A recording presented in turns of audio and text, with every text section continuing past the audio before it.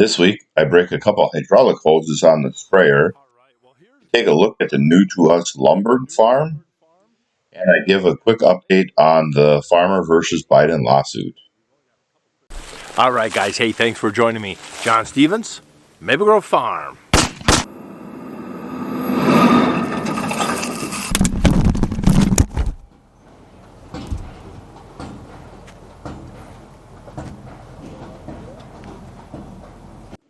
So I had a maintenance day, a punch list day on the farm. I was taking care of just some odd little things.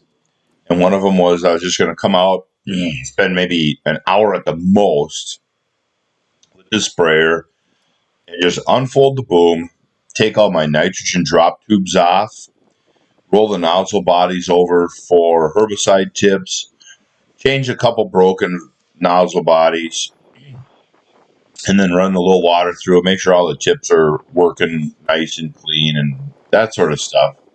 I lifted the sprayer boom up, went to unfold, hydraulic hose breaks. Oh, no big deal. Pain in the butt, but I had it on hand. So I run into the shed, grab the hydraulic hose, put him on, go to unfold the boom, and with the new hose on, and poof, second hydraulic hose breaks. Like, doggone it, what the heck?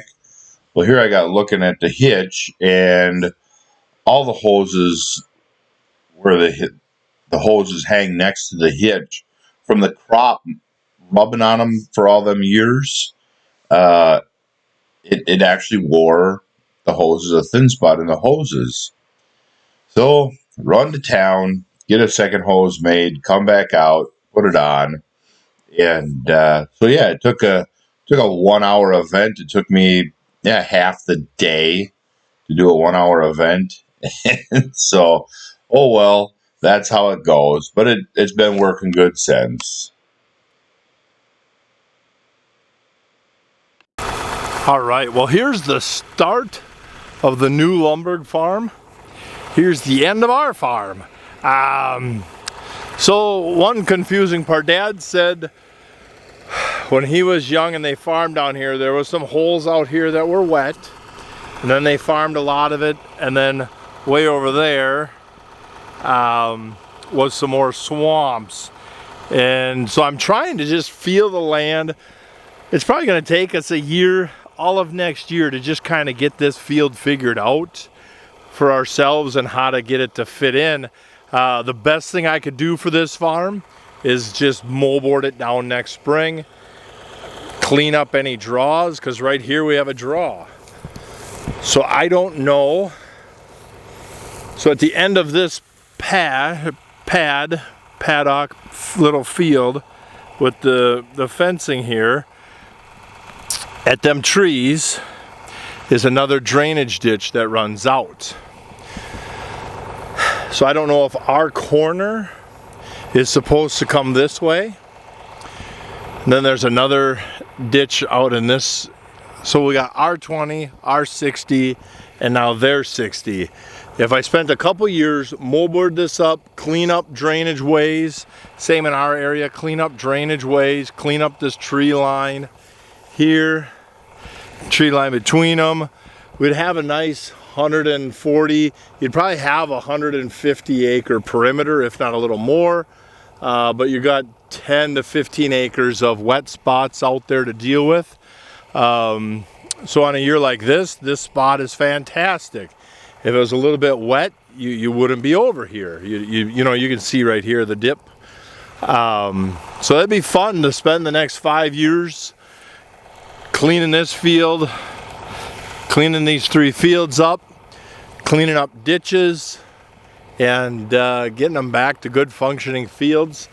Very nice landlady, very open-minded, open to suggestions. I had said, wow, with the drought this year, there isn't going to be a next cutting unless we get some rain pretty soon. So let's moldboard it now. Let's dust it up, you know, clean up ditches, do all that stuff right now while we can. And then next spring, all we have to do is just seed it down quick, dust it up and seed it down. But she wants to just wait to see what happens. So I wouldn't mind, because coming out with some small grains one year before we seed it to perennials. There is so much old, it's been a lot of years since it's been cut hay. They seeded it down for horse hay. She used to run a lot of horses, but as she got a little bit older, the horse herd kind of got smaller.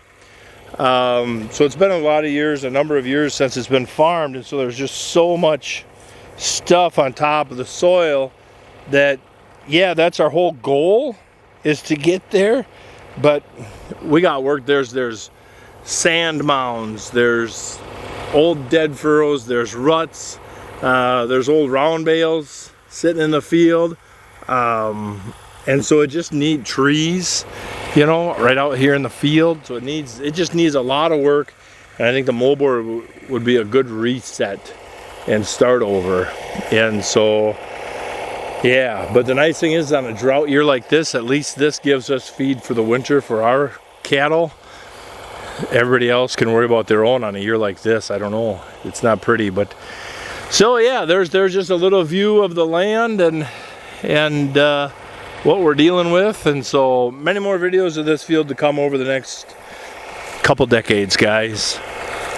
All right, guys, so hey, a quick update. This isn't going to take long. We've only got a couple quick speaking points and we're done, because there's no debate on this bill. The discrimination lawsuit of farmers versus the Joe Biden administration was a very fast overturn. A federal judge in Wisconsin just quickly stopped the bill. 3 more judges, federal judges in other states, have very quickly overturned it in their states or backed up this federal, however that works. 3 more federal judges very quickly got onto that side. So in a matter of a short time, 4 judges have stopped this bill. So at this point, we don't know, is the Joke administration going to just rewrite the bill and take the race out of it? Or are they just going to kill the bill altogether? Nobody knows. So we just have to wait and see. I heard the Black Farmers of America president on TV talking stupid. And the one thing he said is, well, black farmers are just looking for respect. 1, you can't legislate respect. Respect is earned. And 2, you're kind of being an a-hole by basically just blanket statements saying all farmers are racist because we don't respect black farmers, which is a completely false statement, because as a farmer, how many of you guys honestly give a crap what color, religion, sex, pronoun any other farmers are? None. No farmer gives 2 hooies about that. All they care about is the guy down the road doing a good job or the best he can with what he's got. That's all farmers care about. And the term socially disadvantaged, highly insulting, because if you're a minority, you're automatically socially disadvantaged because you come from a broken home in a bad neighborhood, went to horrible public education, and you're not smart enough to take care of yourself, is one way to interpret it. The other way is America's so racist that no matter what you do, you can't succeed on your own because you're not good enough, so as a government, we're going to help. And either way, either definition, I find that rather insulting. Even though it doesn't pertain to us, even though technically if we had a qualification for socially disadvantaged, I could probably fit under that. Many of the white kids I grew up with would fit under that very well. But whatever. So yeah, the bill is stopped. That's all we need to talk about this, because discrimination is wrong. I don't think anybody's going to argue with me on that. Discrimination is wrong. There's no such thing as reverse racism. There's just racism. And if discrimination was wrong against black farmers in the 70s and 80s, it's wrong against white farmers now. The black farmers already sued the president or sued the government back then and won. And they should be standing with us now saying, hey, discrimination is wrong then. It's still wrong now because discrimination is wrong. Plain and simple. There is no debate about that. And so, yeah, that's it, guys. Short and sweet, huh?